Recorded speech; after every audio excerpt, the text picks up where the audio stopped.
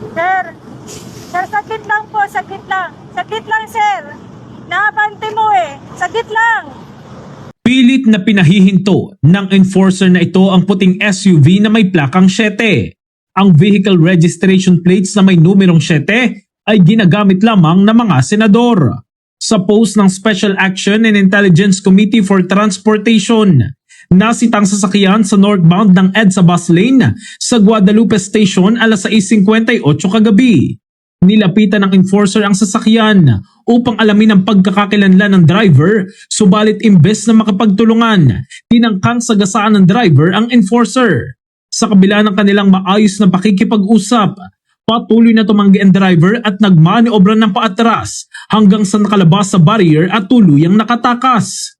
Makikita rin sa video ang sakay sa likurang bahagi ng SUV na nagtaas ng gitnang daliri sa mga opisyal bago umalis.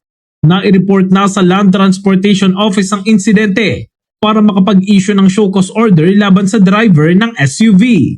Samantala, mariing kinundina ni Senate President Chis Escudero ang nangyaring insidente.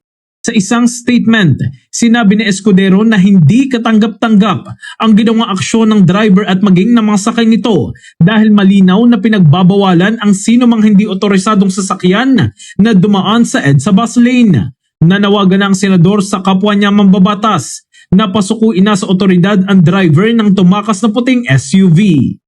In the heart of changing lives, ito si Brigada Jigo Custodio ng 105.1 Brigada News of Manila, the Music News Authority.